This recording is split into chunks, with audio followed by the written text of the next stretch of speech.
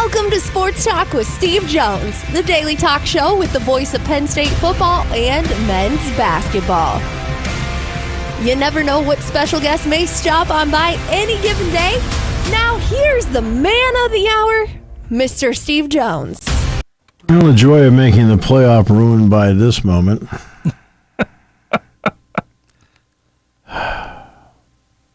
Oh, what, you woke up, that was your shirt of choice? That was my shirt of choice. How about it? What, you win a game over what, the Bears? The Bears. I'll tell you, 4-8 Bears. Okay, ask yourself a reason why they had the first overall pick. And you were celebrating? I mean, every time I turn around, you want a parade. Like, what are you doing? Oh, the way they played the last 3 weeks leading up to it, they might have to get a parade after yesterday. Yeah. Okay, so let's get to it. I want to say right out of the gate, the committee got it right. Mm-hmm. There's nothing the committee did that I would have a quarrel with.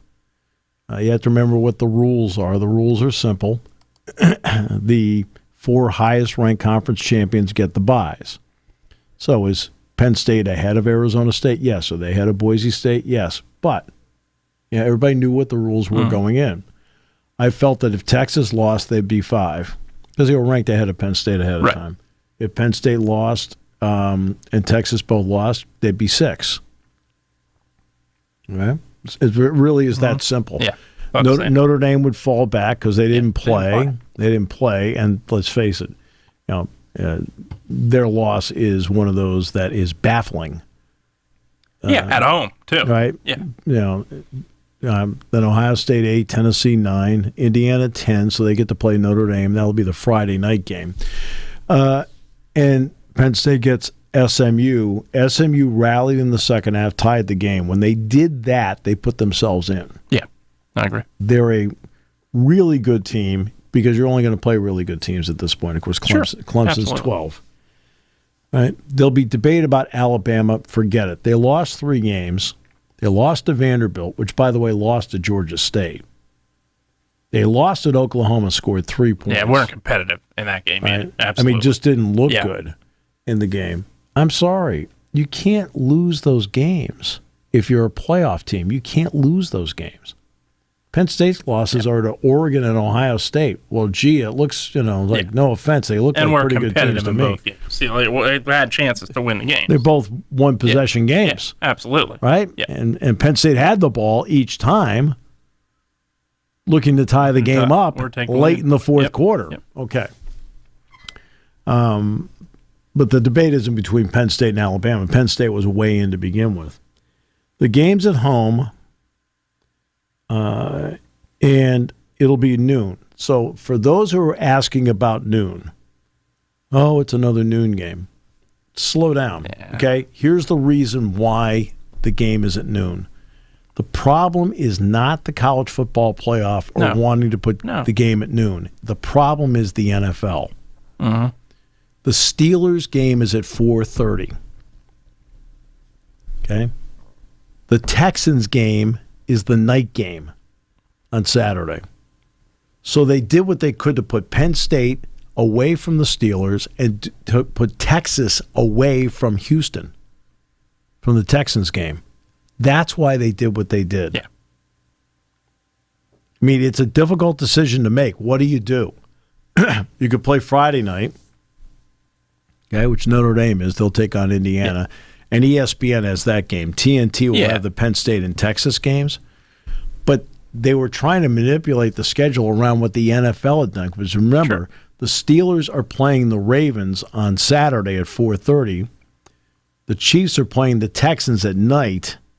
Yes. Because those 4 teams are the ones playing on Christmas. Thus, they want them playing on Saturday like it's a normal Sunday-Thursday scenario. It's Saturday-Wednesday, right? That's how it came about. They had to sit there and say, okay, how do we manipulate this? Yeah, and obviously that's why it's noon. Yeah, absolutely. And obviously you want Notre Dame in prime time at some point, whether it's Friday or Saturday. That was a given that you were going to do everything you could because, look, and night games for Notre Dame, especially at Notre Dame Stadium, are going to be NBC. This is your chance to get that game. And sure, absolutely, the network is going to get that. and won it in prime time. So that was a given that was going to happen.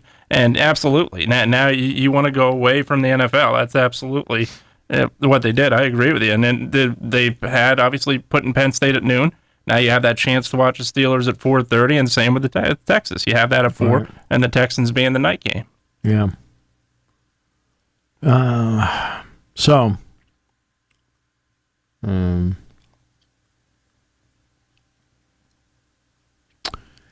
look, they get it right. Penn State actually was 4. Yeah.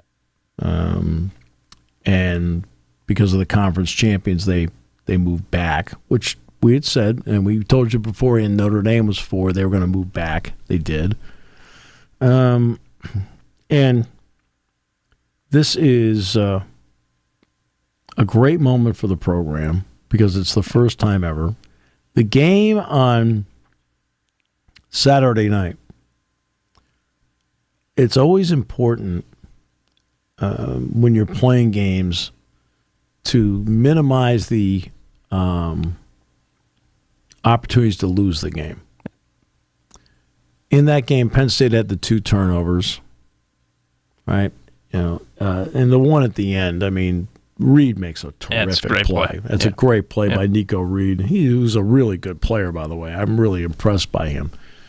Was impressed by him looking at the videos and things like that. And so it's just a terrific play. The penalties hurt. Now, the face mask penalties happen. Okay, that happens in a pile. Absolutely. You're just grabbing it, whatever. So that right. But you can't have the 2 personal foul penalties that instead of starting at the 25, Oregon started at the 40.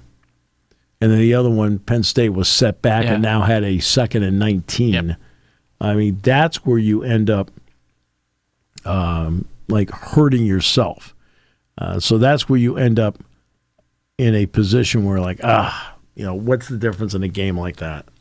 And that's part of the difference in a game like that. When you are in a game and you couldn't get a takeaway, and they came close. The fumble by Gabriel was right there. Penn State ties the game up right there. Yep. I mean, that was a huge, huge play that he was able to jump back on the ball because it didn't seem like he knew where the ball was, and Carter was flying in, and Carter had a real shot at it.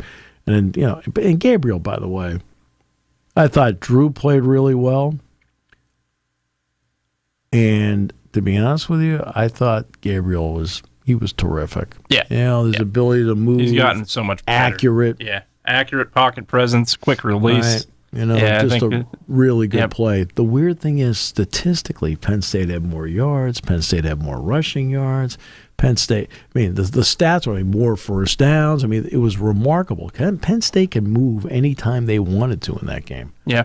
Now, you missed the field goal that hurt, but that's a drive where you needed a touchdown. Yeah, I absolutely. And not getting anything I thought really hurt because that took probably half the quarter in that opening drive. Right. I thought you really set the had the drive going the way you wanted to. And he had absolutely. He had obviously the chance with Warren. Yeah. Right. And look, Warren did everything he could to catch the dang thing and just couldn't reel it in. He went as high as he could to get it and tried to one-hand it. So, you know what?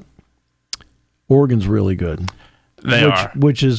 But I think, in talking to the Oregon people afterwards, they said, God, you guys are really good. I said, well, no kidding. I said, play with anybody. But these are 2 really good football teams out there playing at the same time. And it was just great theater to watch as the night played out. I had told some of the people afterward, I said, I may be the person that is in the unique position on the trip to talk about this. I said, but what you find out is this. I've done 2 Big Ten basketball championship games. Each time Penn State didn't win. In fact, same thing. Cam Winter had a shot to win the game. At the end, it got blocked. Okay, the last time. I said, it's amazing how you walk back when you're done and you see your name up on the board that you're in the tournament, that everything changes for you. That moment of, the massive disappointment of not winning a championship, the massive disappointment of being so close, the massive disappointment of knowing that you played really well in this game, right? And all of a sudden your name's on the board, right? And it's like, wow. It's an incredible feeling when that happens. So now, I think one of the things that's great is that they'll get a little time off this week because they need it. Like they played 7 consecutive weeks, so now they'll get that off. Now I'm going to give you a quick thumbnail on SMU. They're big up front. They're big. Quarterback doesn't. I think people think he's a runner. Oh, he is a pocket passer who can run. Yep. Okay, and completed like 67% of his passes. They've had a little turnover in the wide receiver part. They lost one of their top wide receivers, and they lost their tight end for the season. R.J. Maryland's out for the year. The running back Smith is very good. Very, very good. And now I'm going to get to the bizarre stat that is one of those like, you have to be kidding me. SMU is even in giveaway takeaway. That's not the bizarre stat. They are plus 11 at home. They are minus 11 giveaway takeaway on the road this year.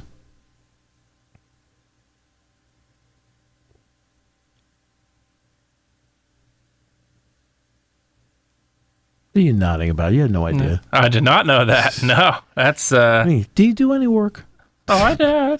No, it's everything. Everything about for you is all about buying nachos, dip. No, I don't like cheese. Couldn't eat nachos. Oh God. Oh, it's just so hard dealing with every time. Cheeseless nachos, go for it. No, it's my job to research these things. Right? But no, that's one of the reasons why I tell my class all the time: do your own work. Absolutely. Don't rely on. No. Okay. Because you're looking at a lot of things are impressive. I mean, a lot of things about them are impressive. There's no getting around it. You don't go 11-2, 11-1 in the regular season. Your one loss, it was by 3 to BYU at home. Yeah, 18-15. Yeah. All right. And you endure quarterback change, and you play well. Jennings has done a great job for them at quarterback. Smith, I like him as a tailback. They spread the ball out. I mean, they don't have a dominant 40-catch receiver on this team. They don't. All their receivers are in the 20s and 30s on catches. Now, again, a couple of guys are out. And Penn State, of course, has Tyler Warren, who is the first Big Ten tight end ever to go over 1,000 yards receiving. And I thought Harrison Walls played well, too. But the way Allen and Singleton ran the ball on Saturday night, that was really impressive to watch. Really impressive. Yeah.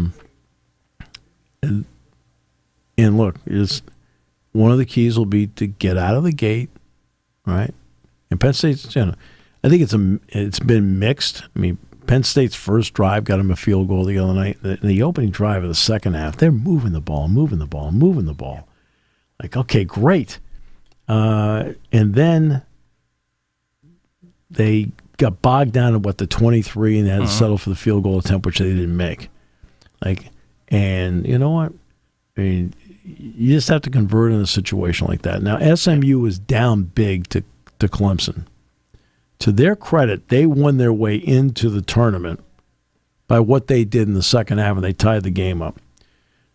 Some people will say that Rhett Lashley should have gone for 2 when they got it to 31-30. I can understand his reasoning, and the reason I can understand his reasoning is this. His team is red hot, and they've got Clemson on their heels. If the game went to overtime, boy, you had to feel good about SMU's chances. The last thing he expected was a long kickoff return, followed by a pass play where the receiver was smart enough to get down, and a kicker with a 56-yard field goal.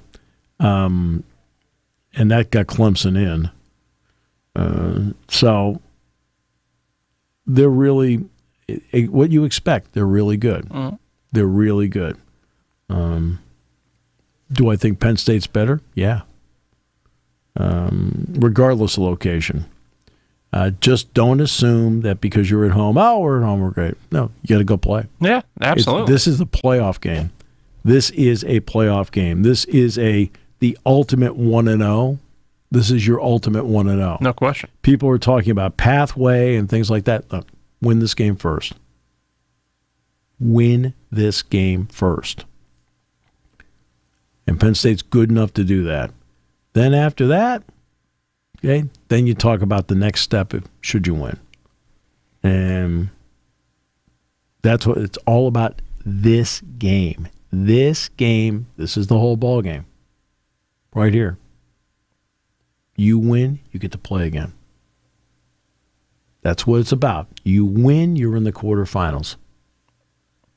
Yeah, and you now enter what is, and I can't remember the exact words James Franklin used. That I paraphrasing a little bit, new era of college football, really, where you're looking at in the sense that you're now striving to be one of those 12 teams. You are. You're striving to be one of those 8 if you can, with the higher seed. You are. So now you've gotten that opportunity. You have obviously. Playing the game, no matter where it is great. Having it at home, you do have a little bit of an advantage. You know, SMU has obviously not faced an atmosphere like they're going to face in that game. I think that's going to be a little bit of an advantage, but absolutely, you got to play the game. Got to come ready to go. Can't be thinking about anything. Yeah. You see the bracket. Yeah, we see it clear as day on the outside looking in. We're on the outside looking in, though. We're not playing the game. I completely understand. Yeah. Completely understand. When fans discuss pathway. Sure. I understand that because you're a fan. You're a fan. You are entitled to feel and look at something like that and discuss pathway. I get that. But when you're involved in it, like you are involved. Completely. Okay? Nuts, bolts, whatever. Only one game matters. This game is the one that matters. That's it. When you're actually in it, you can't be thinking about it. You start thinking about pathway. Oh, now suddenly it's like, okay, no. Total focus. This game, regardless of opponent, is the whole ball of wax. Absolutely, right there. Yeah, right? And then when you're done. And say you're successful. Now the next game is the whole ball of wax. Yeah. I mean, this is how you do it, step by step by step by step. It's where the 1-0 mentality comes in because, look, you start talking like that, you start talking as if, you have a path to Georgia. You start thinking about that, the underdog gets more hungry. That is absolutely what's going to happen. When you hear words like that, suddenly that level of disrespect goes higher and higher and higher. And your chances of winning that game go lower and lower and lower. That's where the 1-0 approach certainly it comes into effect, and it's much needed. Absolutely. Yeah. It's the playoffs. The record now is 0-0. No matter what you did, you're one of those 12 teams. You have the opportunity to win a national championship. I mean, the odd thing is people will talk about strength of schedule, and, of course, this is a lot coming from the SEC. Yeah. Let me explain something. No. Okay, so let's take the SEC runner-up, Texas. Mm-hmm. All right, everybody's talking about ranked teams. How many ranked teams did Texas beat this year? Is A&M still ranked or no? None. Yeah, so if A&M isn't ranked, none. Yeah. Right. Okay. That's from your own conference. Mm-hmm. Yep. Right? I mean, Alabama's issue is simple. You lost to Vanderbilt, where 80% of the crowd, by the way, is your crowd. In Nashville. Yep. Right? 80% your crowd. To a Vanderbilt team that is no question improved. Yeah. Played a terrific game that day, but also lost to Georgia State. Like, okay. You went to Oklahoma. I go back to my room after the Minnesota game, and that's the game I'm watching, and I'm sitting in my room with my mouth open going, what are they doing? Yeah. Because I've heard somebody say, "Well, Oklahoma's a great brand." I don't care if you're a great brand. Yeah, if you're an okay football team, that's all Oklahoma is. They're an okay football team. Yep. Right? In this particular year, in 2024, they're okay. Minnesota's better. Minnesota's better than Oklahoma. Yeah, I agree. Yeah, and then that I think was the game that did it. As bad as that loss, I think you're allowed a mulligan when you lose to an unranked team.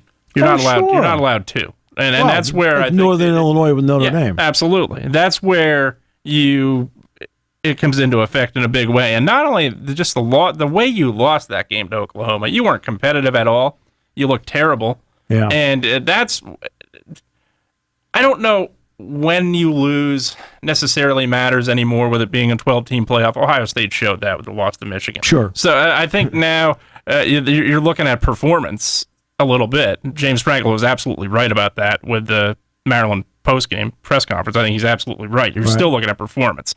Right. And you look at the way Oklahoma played that game, the way Alabama played that game, that's not an image of a team you want in the college football playoff. Okay. The disrespect about schedules is interesting because those who complain about a team winning 11, and I'm not talking about Penn State, I'm talking about anybody that wins 11 games in the regular season, has no concept about how hard it is to win 11 games in the regular season.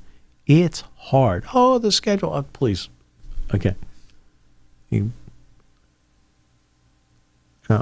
You're presuming every team in the SEC is Notre Dame in the 1970s. No. They aren't. Nope.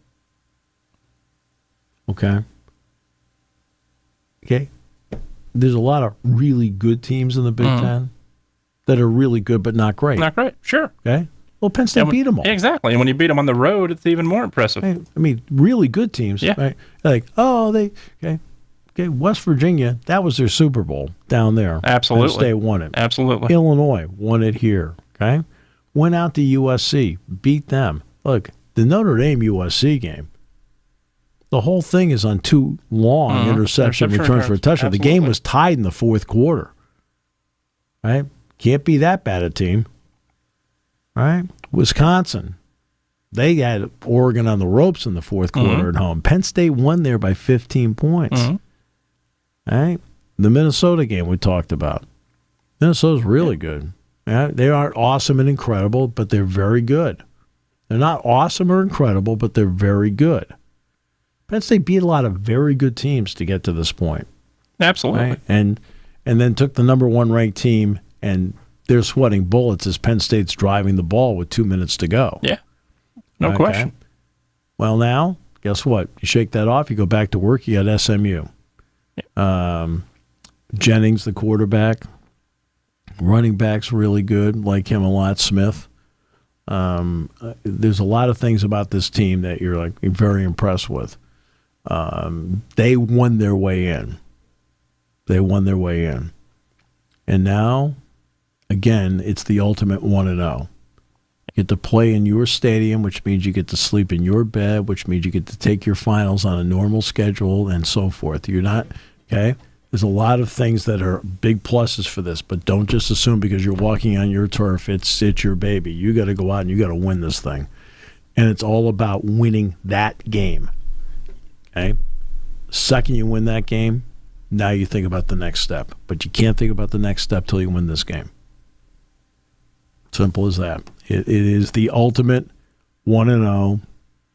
I've been there. I've done the NCAA basketball tournament. I know what it's like to sit there in the broadcast part of it and understand step by step by step. It is a fun, exhaustive process, but it's still a fun, exhaustive process. Absolutely. And the fans will be phenomenal for this game. Looking forward to it. Yeah, I know there's a lot of people that are just in awe right now, just having this opportunity as a fan to see this game. Yeah, absolutely. Question. And that's and it's going to be a lot of fun. It really is. I think it's a sign of things to come. I don't think we're sticking at 12 at all. No, I don't either. I think it'll I will say this. I will give them credit for looking at the conference championship games and understanding the risk. Yeah. They didn't penalize anybody for playing it. No. I mean, now, we all knew Boise and UNLV was a play-in game. Yeah. Okay, so we knew the loser was out. Everybody knew that going in. Same story with the Arizona State-Iowa State game. The loser was not going to, But when you get to the upper echelon games, Georgia, Texas, okay, they're both getting in no matter what. They kept the integrity of that and just moved Texas to fifth because they weren't the conference champion. Yep. Oregon, Penn State, 1 versus 3. They kept the integrity of it, moved Penn State to 6. They were behind Texas in their previous poll, so they just kept it the same. There was an integrity to it. And when SMU came back, Clemson took the 12th spot. Somebody was going to have to take it. Yeah. Yep. And Clemson got the 12th spot, so they're at Texas. But the committee got it right. I have no qualms with what they did. It sure did. I agree. Right. I think at some point, we'll see how the playoffs play out, first and foremost. I do think we will reach a point next year, possibly as early as next year. There will potentially be, similar to what the NFL does, where you're going to reseed, I think, in the second round. I hate reseeding. I do too. No, I think reseeding. But I think reseeding in the NCAA tournament would be wrong. I think agree. Reseeding in this would be wrong. That's your seed. That's who you play. I think you're going to get to that point. No, I think you can't let bullies sit there and say, this is what we should do. No. And anybody's doing that is trying to bully the system. Sure. No, you're and they're also a looking at what the king is doing in terms of the NFL. I think that's the other part of it, too. You're looking at it and saying, well, do we do this? No, and that's, networks are going to pressure you, I think, a little bit with that, too. But no, I'd pressure what? They're going to go. The key is they're going to go to 14, then 16. Mm-hmm. Yeah. At that point, it is what it is. It is, absolutely. And you're playing the best teams no matter what. I know you're going to sit there and say, well, Oregon's going to have Ohio State or Tennessee. You know what? Everybody else is going to have a tough matchup at some point in these playoffs. And that matchup is going to be first, second, third, fourth for the national champion. Everybody in the tournament is good. Exactly. It's not as if that's the point. It's literally baffles me when I look and I hear about this team got a great draw, this team got a great draw. I look at it and I understand that, but to me, these teams are all good. They're there for a reason. They're the top 12 teams in college football. Well, the winner of this game gets Ashton Genty? Yeah. Gets Ashton Genty. Really? Notre Dame wins, they'll be tested too. They're going to probably they get Georgia. They get Georgia. Yeah. Literally. I mean, but that's what the tournament's about. Indiana's got a chance to prove people wrong and say, hey. But that's what the tournament's about. Absolutely. Okay, you're playing good teams. Penn State beat Texas A&M in a 10-7 game out in Des Moines. Yeah. Who was the next team? Yeah. Texas, the 2 seed. Well, gee whiz, I mean, I was hoping it would be Colgate. Yeah. Okay? No, but Texas beat Colgate, son of a gun. So guess what? You got to play Texas. Yeah. I mean, that's because the teams are good. And guess good. what? 4 minutes to go, Penn State's winning. Yeah. Because Texas was playing a good team. Yeah. Yeah. It's literally, it's the playoffs. You draw who you draw. It's going to be a lot of fun. You look around, there's many years in the NFL I was, crossing my fingers the 49ers wouldn't draw a certain team. And that's the way it goes. No, everybody's good. You've always been the kind of fan that wants the easiest route. That's who right. you are. That's who you are. Absolutely. The disaster. Absolutely. But there's you're a disaster. It's all about matchups. It certainly is. Yeah, no matter what, and it's all great matchups from here on out. There's no doubt. Everybody is playing somebody good. Yeah, and everybody's season can end within a couple hours. That's what makes this fun. You're a disaster. God. You're a disaster. I mean, you want to play the Bears every week. Sure. Oh, you're a disaster. The Eagles haven't played too many tough opponents this year, but they are looking good. I will say that. And one in Baltimore, I think, is an impressive win. I'll give them that one. What are we doing here? Juan Soto. Oh, not a big fan? Well, I'm not a fan of the contract. I can tell you that. It's no problem with Soto. It's the contract that I'm looking at and saying, oh boy.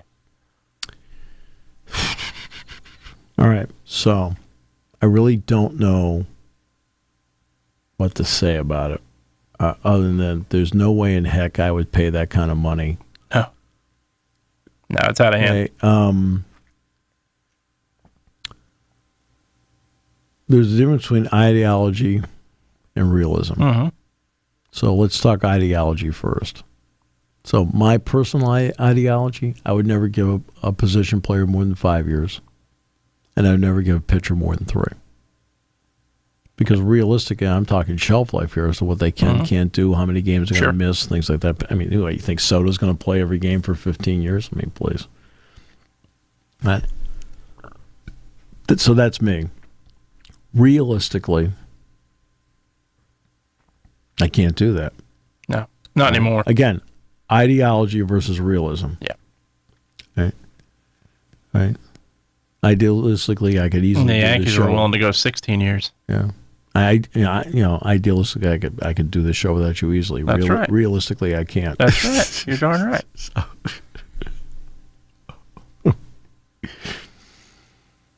But no, I agree. We get along great. Absolutely. Yeah. I think the world of them. Don't. It's like, okay. Likewise. And I think. Did you read that with more gusto when I did? To me, I think obviously, yeah, the 10-year deals have not. I think you can make the argument that Bryce Harper's has panned out. I don't think there's any question. He's a franchise player, and he's what Philadelphia needed. They needed. Oh yeah. No, I mean things like that happen and work out. But like for example, Albert Pujols. I was about to say best player in the game at that time, right? 2011. I would say signed the deal with the Angels after I think the Cardinals offered him 10 years, $220, and they offered him 10 years, $240. Yep. So he took the money. It wasn't like he had some productive years, but he was hurt a lot, missed time a lot. The Angels didn't really get anywhere with him. Yeah. And, Robinson Cano. Cano, I thought was a big one. Yeah. Well, you sit back and like the Mariners signed him up to the age of 41. Yeah. You're like, well, that's what they've done with Soto here. I think this contract is done. He's at, 40, 41? Yeah, he's in his 40s. Right. Now, I believe there's an opt-out after 5 years. Yeah. I don't know. Yeah. This is one of those where is he a really talented player? Okay, this is Soto. Yeah. He has a superior eye at the plate. Mm-hmm. A Ted Williams type of eye at the plate. He hits with power. Mm-hmm. He hits for average. Sure. His on-base percentage is phenomenal. Okay? He is a mediocre to good defensive player. Mediocre to good. He is a mediocre to good base runner. Sorry. I mean, I've already, how much praise did I already give him at the plate? Mm-hmm. His eye, everything like that. I've given a lot of praise, but now let's be realistic. He plays with great enthusiasm. He's an absolute showman.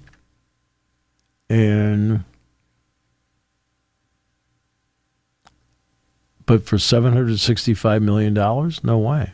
Yeah, not a chance. I mean, it's like, I'm thinking right now, for 15 years, would I pay $765 million? Maybe for Taylor Swift to perform. I think she'd earn the money back. If she performed for 15 years straight, she'd earn the money back. And that's honestly a point at this where we're reaching the point where that has to come into question in a lot of these teams. Will you make the money back that you are paying these guys? Right. That's the other part of it. Usually when you paid the $100 million contracts, that was the justification. Okay, we're going to put butts in seats because of this guy. We're going to sell more merchandise. We're going to sell more tickets. You made that money back. Right. With that contract. With these contracts, the way they're getting now, no. The Dodgers are a $1 billion+ payroll. The Mets, same thing.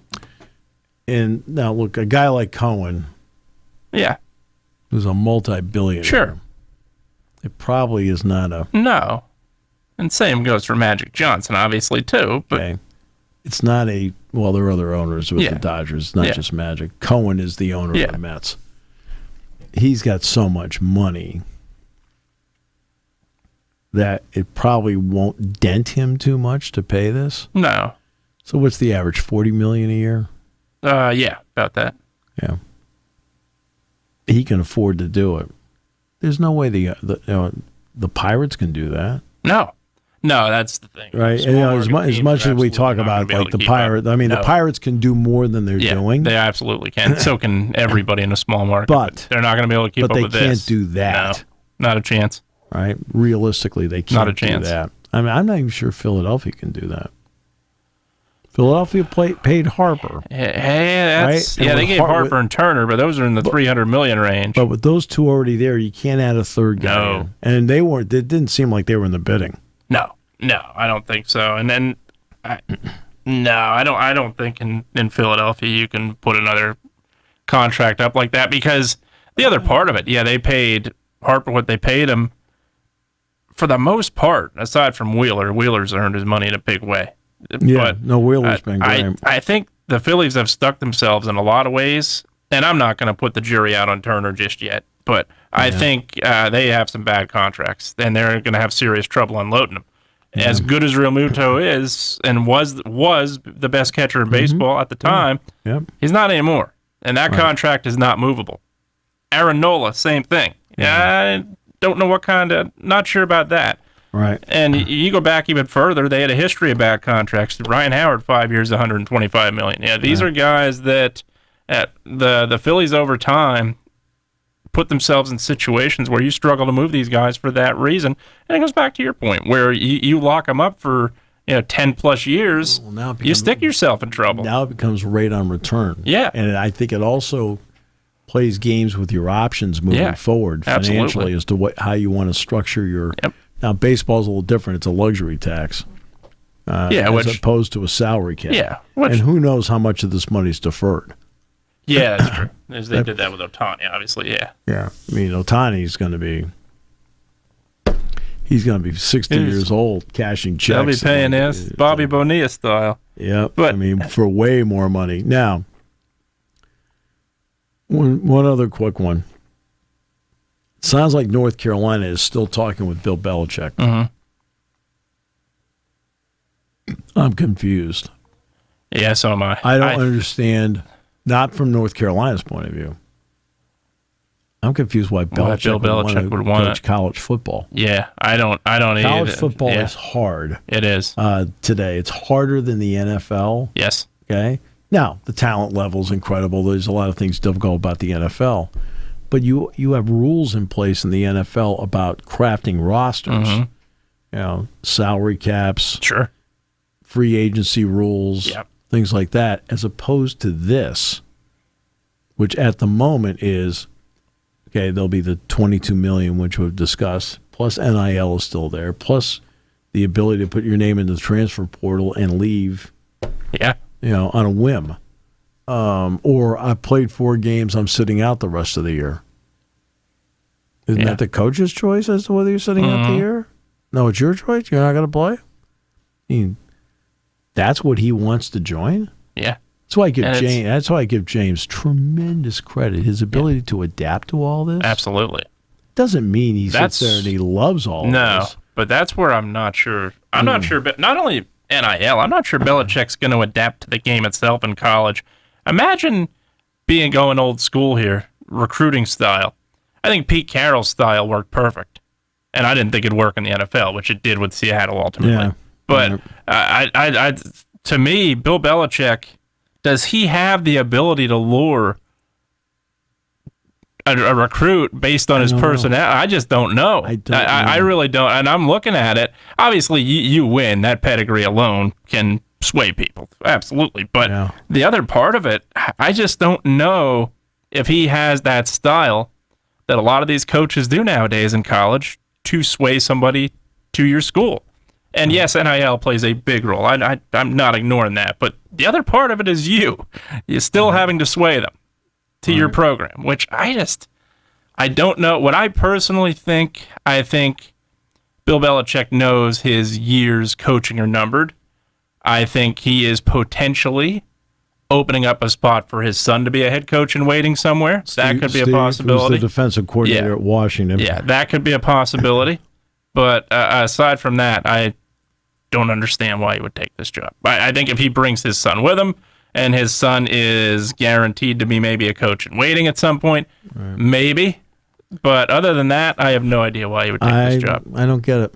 I don't either. I saw that and I thought, because there's going to be NFL teams that want him next year. Yeah. Look, probably 5 or 6. Look, he's in his early 70s. Yeah. Do you want to be Which is, again, why I don't know. I mean, I see the energy. Yeah. I just don't see the energy long term. Which James throws his heart and soul into it. Where it's a Friday, Penn State practices. As soon as the practice is over, James is out going to 2 games in a night. Yeah. All right? Yeah. Right? Okay? This is happening all the time. And they're doing in-home visits and things like that. It is, I mean, even when they go on the road. They went to California to play USC Friday night. James was out of 2 high school games Friday night because Penn State's recruiting players in California. Right? And LeVar Arrington just signed. Yeah. Right? And you know, there's one in the class next year. It's a quarterback. Right? That are both California players. He went out and saw both of them. Right? Okay? Yeah. So, like, it's a constant grind. This Bill, I don't know Bill Belichick at all. No. He speaks highly of him. But, you know, but I don't know if he wants to go through the grind. That's exactly. That's where that was my thought. Especially when you can sit in the office. Exactly. And you can say, okay, I want to draft him. I want to draft him. Here's our draft board. Well, they picked him, so let's now move to him. I mean, it's a different process as opposed to trying to woo people to come see you. Yeah. As I say all the time, when it comes to the draft and people get draft grades, I say all the time, they're not trying to woo you. When they give you a draft grade of, I don't know, day 3, they're telling you. They're telling you, you know, now you can prove them wrong down the road. Sure. They're like Brock Purdy did. Yeah. Okay. But you get a day 3 draft grade. They're just giving you a day 3 draft grade. They're not trying, oh, you're a first round pick. Come to the NFL. Yeah. Join us. Be a 49er. No, a Falcon. Agent might get in your ears telling you that, but not a draft guy. Right. And that's, but the draft people, when they do draft grades, just do draft grades. They tell you. They're not trying to convince you this is the place to go to set you up for the rest of your life. Absolutely. Yeah. It's a business. And that's where I just it's a business that Belichick's used to. This is not the one he's the used college to. Football of his dad. No. And that's where, you know, people are going to say, oh, Coach Prime doesn't necessarily go on the road, but you look at the energy he brings to that team. I don't know that Bill Belichick can do that at his age. And the other part of it is, am I going to coach 4 more years here? Am I going to coach 2 more years here? That's the other part of it. People know his pedigree in the NFL. People know he can bolt any minute. So there's a lot of things that I'm baffled by as well. That I look at this and I'm just not sure it's a fit for him. We will have interviews tomorrow because I'm going to Rutgers. So I did a game Thursday night. I flew Friday. Did the game Saturday night. I flew back yesterday. I'm driving tonight. Game tomorrow night. Driving back after the game. I love my job. I do. But this has been like the last grind. few days has been not a grind. It's just been go. Go. Right. But yeah, you sent me a text after the game. I did. Right. No, I wouldn't have started out with "I hate you." No, well, you know. I mean, I didn't understand that part of it. Several expletives, couldn't believe it. The unnamed group who plays in the unnamed conference, no chance I put them above Texas or Penn State. And you were correct. And the committee was correct and did not listen. Right. Yes. So, all right. So, I'll see you on Wednesday. Yes, sir. Really? You couldn't MC a luncheon or something? No.